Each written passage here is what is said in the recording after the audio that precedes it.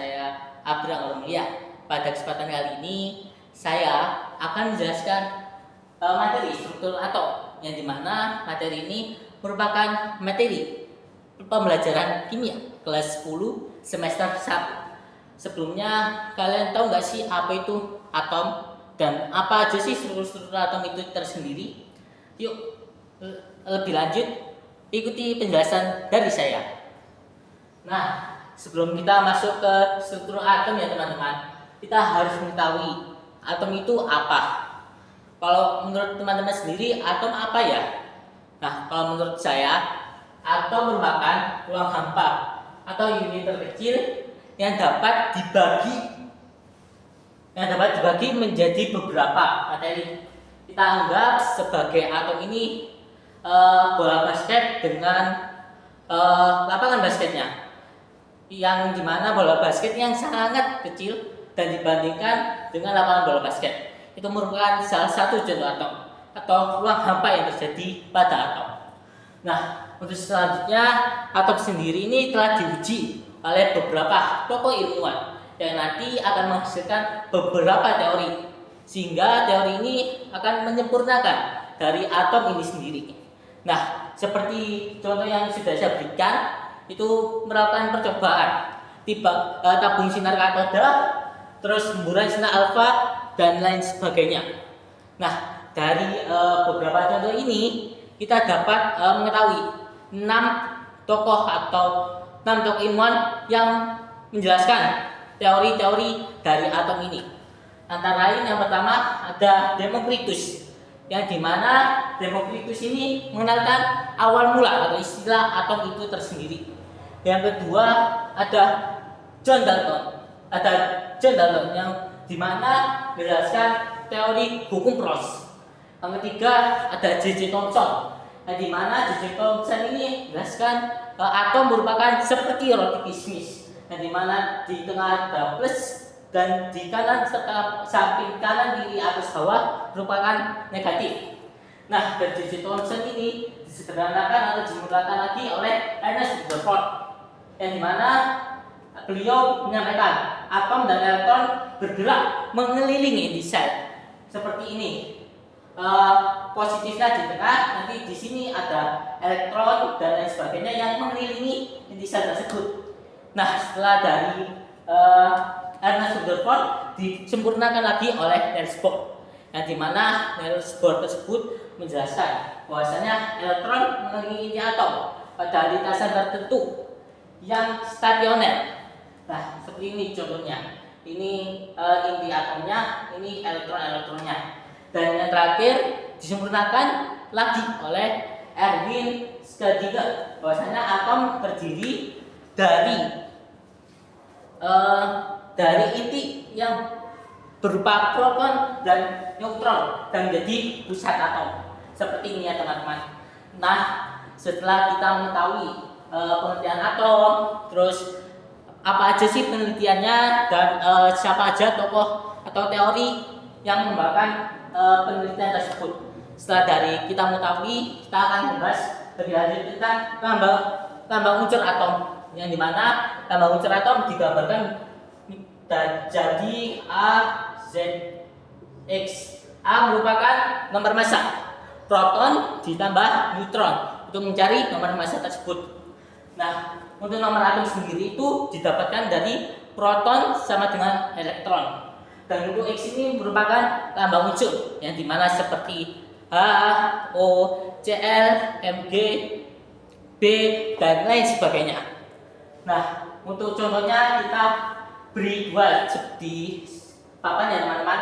Ada 40, 20 Ar.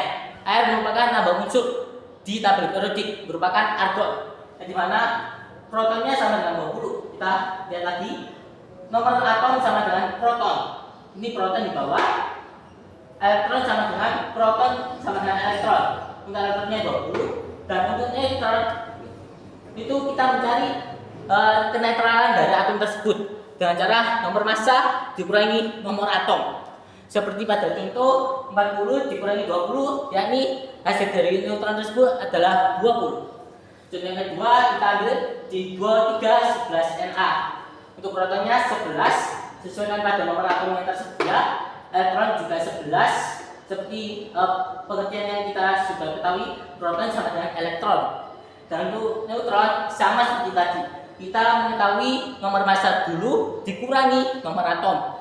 Di sini nomor massanya 23, nomor atomnya 11. 23 kurangi 11 sama dengan 12. Nah, setelah kita mengetahui ini tambah unsur dan contoh-contohnya, apakah kalian sudah paham tentang apa itu atom dan struktur-strukturnya? Nah, drama unsur ini terdiri dari beberapa struktur seperti yang sudah saya berikan di sini.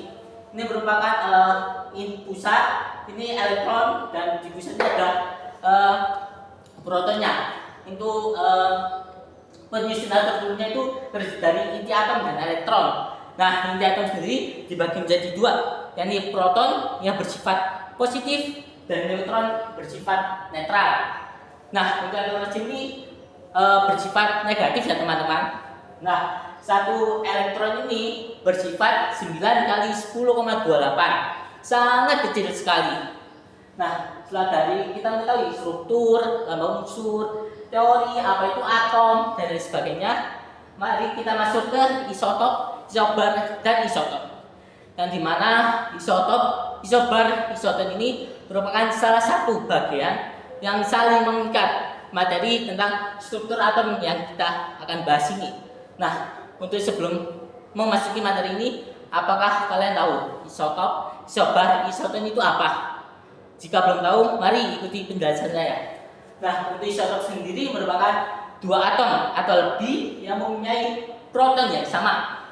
Untuk isobar sendiri merupakan dua atom atau lebih yang mempunyai massa yang sama.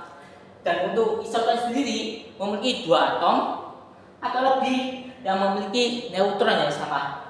Nah, dari sini kita mengetahui ini merupakan perbandingan antara atom satu dengan atom yang lainnya. Kita ambil contoh di sini 5 ya teman-teman.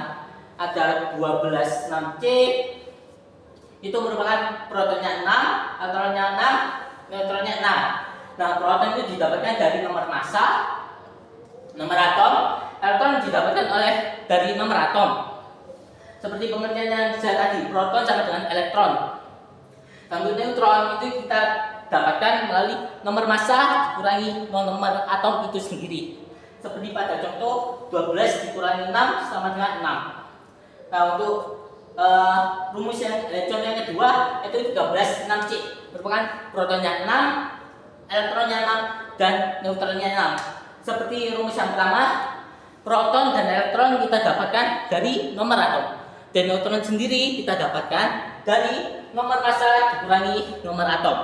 Nah, untuk contoh berikutnya yakni 14 8C, yang dimana protonnya 8, elektronnya 8, dan neutronnya 8.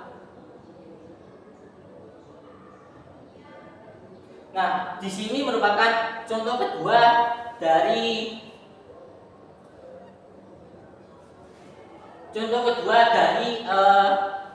isotop, isobar, dan isoton. Seperti itu untuk teman-teman. Untuk contoh misalnya yaitu 14 7N, yang dimana P merupakan 7, elektron merupakan 7, dan neutron merupakan 7.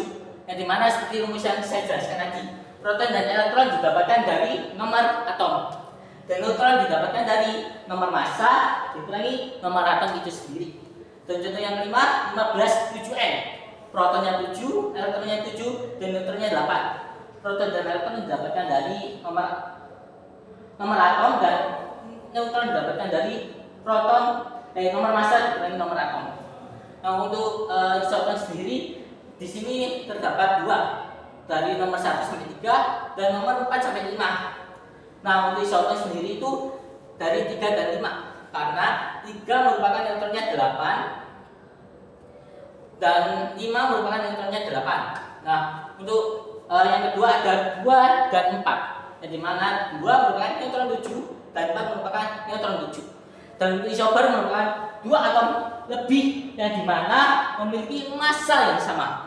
Nah, massa di sini yang dimaksud adalah nomor massa, bukan nomor atom ya teman-teman. Nah, nomor massa di sini yang sama adalah 3 dan 4. Yang dapat kita lihat ini 14 8C, dan ini merupakan nomor massa dan nomor 47N. Maka sama masanya ya teman-teman. Berarti yang benar adalah isobarnya 3 dan 4, yakni 14 8C dan 14 7N. Nah, dari sini sudah paham belum teman-teman? Jika belum, saya akan mengasih soal berupa 2 soal, yang dimana akan menentukan PEN dan isobar, isoton dan isotop sendiri. Nah, untuk memahami lebih lanjut, saya akan memberi soal 2 ya teman-teman. Di sini ya teman-teman.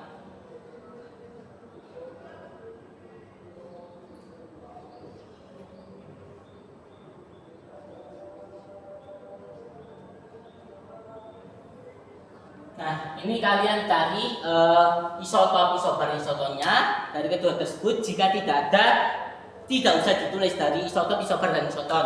Nah, dari isotop, isobar, isoton itu kalian cari proton, elektron, dan neutron yang telah saya tentukan rumusnya tadi.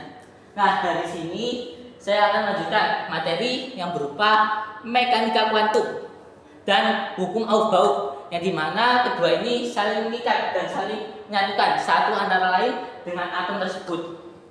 Nah, untuk itu saya akan lanjutkan materi selanjutnya.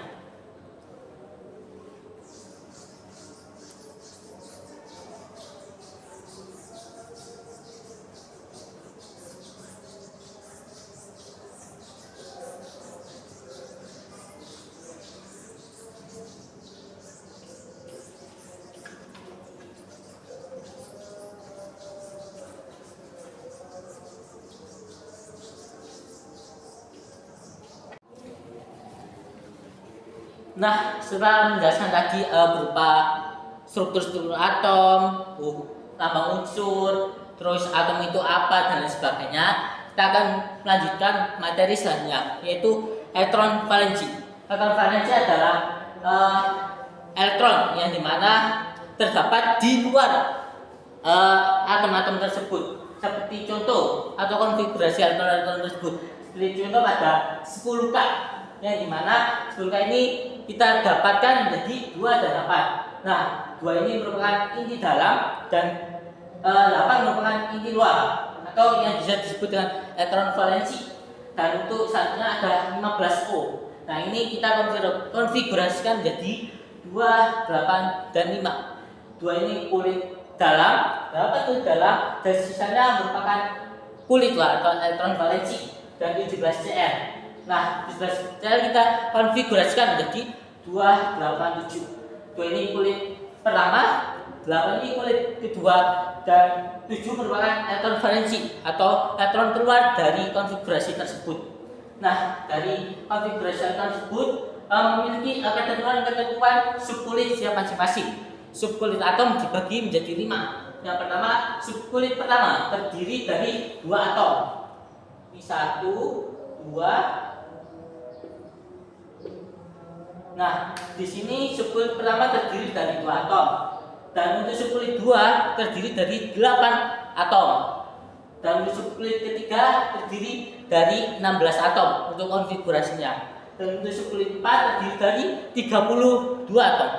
Dan untuk subkulit 5 atau subkulit terakhir terdiri dari 56 atom. Nah, dari sini kita dapat simpulkan bahwasanya atom merupakan suatu materi yang sangat kecil dan sangat luar biasa untuk dibahas. Nah, dari konfigurasi elektron ini kita akan membahas hukum Aufbau, yang dimana hukum ini merupakan hukum yang dicetuskan atau dibilangkan oleh Niels Bohr, yang dimana Niels Bohr bilang elektron berada pada setiap kulit atom. Nah, tetapi mekanika kuantum atau elektron modern tidak setuju dengan pendapat Niels Bohr, yang dimana elektron berada pada setiap kulit atom itu tidak setuju.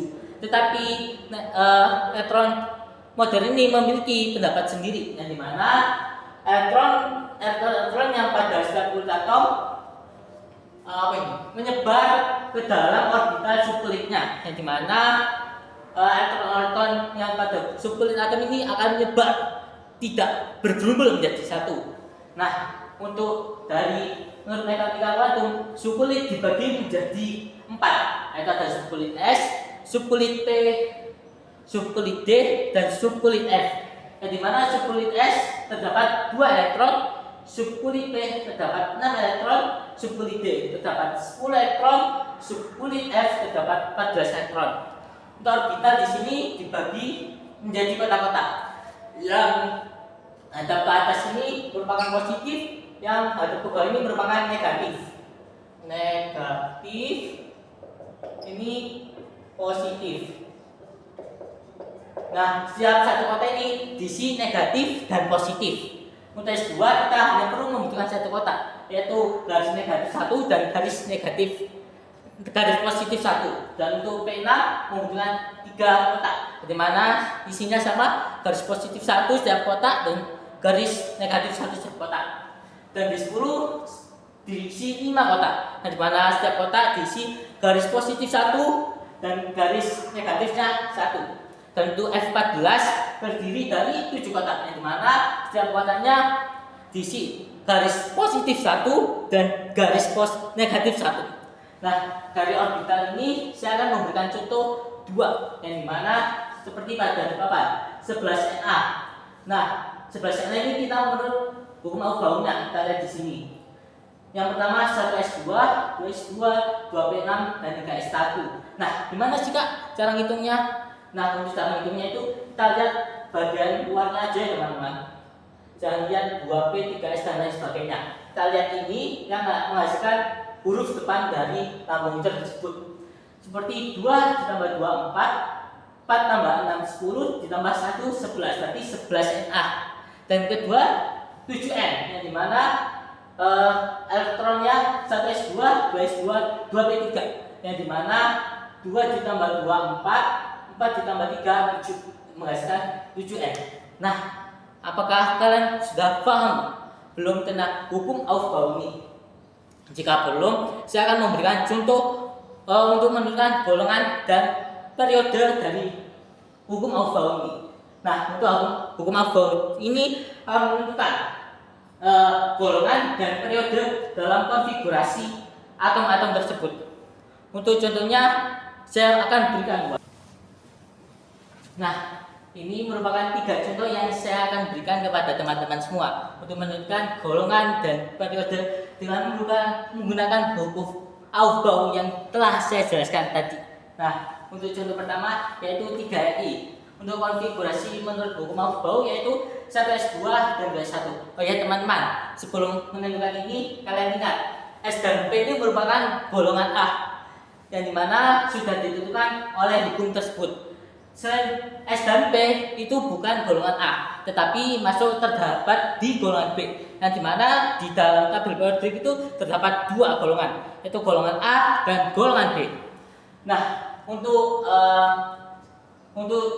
selanjutnya saya akan membahas soalnya yang tadi. Yang pertama ada 3RI. Itu konfigurasi menurut hukum Aufbau yaitu 1S2 dan 2S1, yang dimana golongan 1A dan periode 2. Nah, untuk menentukan golongan, kalian tinggal lihat di angka paling terluar paling atas itu merupakan golongan. Dan untuk periode, kalian lihat angka di depan lambang unsur tersebut. Nah, untuk 9F itu merupakan 1S2, 2S2, 2P5. Merupakan golongan 5A, 7A, dan periode 2. Kenapa sih Kak kok 7A? Karena S dan P itu kita wajib digabungkan jika saling bergandengan atau saling berdekatan. Berarti 2 ditambah 5 merupakan golongan 7A dan periode 2. Kok bisa sih Kak periode 2? Karena di sini angkanya sama-sama 2. Untuk yang selanjutnya soal terakhir, contoh soal terakhir yaitu 6C. Konfigurasi menurut hukum Aufbau yang tadi setelah saya jelaskan yaitu 6C, 1S2, 2S2, 2P3, 2P ya, 2P2 yaitu golongan 5A. Seperti saya jelaskan tadi, jika angkanya sama dan S dan P berdekatan, maka harus digabungkan menjadi 1. Jika S dan P jaraknya jauh atau tidak saling berdekatan dan angka depannya ini berbeda, maka yang kita ambil adalah konfigurasi yang terakhir. Misal 3D10 dan 2P6. Nah, ini yang kita ambil yaitu 2P6. 3D10 tidak bisa dimasukkan atau digabungkan dengan 2P6 karena tersebut beda golongan. Dan 2S dan 2P merupakan satu golongan yang sama dan merupakan satu angka yang sama. Jadi bisa kita gabungkan. Nah, periode 2 kok bisa singkat periode 2? Karena 2S2 dan 2P2 merupakan angka yang sama, 2 yakni periode 2. Kesempatan kali ini saya akan menjelaskan materi mekanika kuantum yang akan berhubungan dengan hukum Aufbau yang saya jelaskan kemarin. Apakah kalian paham apa itu mekanika kuantum? Nah, mekanika kuantum adalah teori yang menjelaskan perilaku benda-benda berukuran atom dan subatomik, di mana partikel menunjukkan sifat gelombang dan partikel, dan energi tidak dapat berpindah secara kontinu melainkan dengan kuanta. Nah, dalam kuantum sendiri ini nanti akan berhubung dengan mekanika kuantum.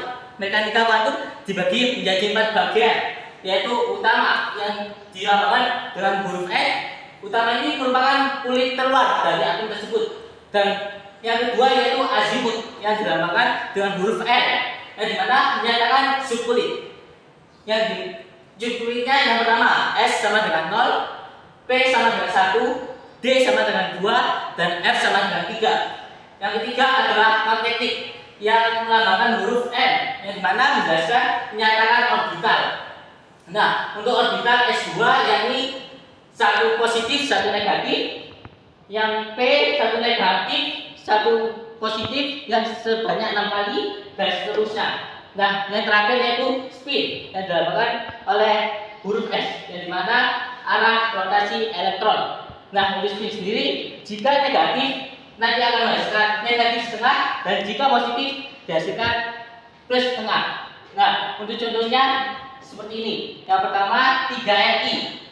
Nah, ini nanti kita konfigurasi menggunakan hukum atau prinsip Aufbau, yang dimana prinsipnya yaitu 1S2, 2S1 termasuk golongan 1A dan periode 2. Untuk bilangan kuantum utama yakni 2, bilangan azimutnya S, bilangan magnetik sama dengan 0, dan bilangan spin adalah plus setengah. Cukup sekian dari saya. Wassalamualaikum warahmatullahi wabarakatuh.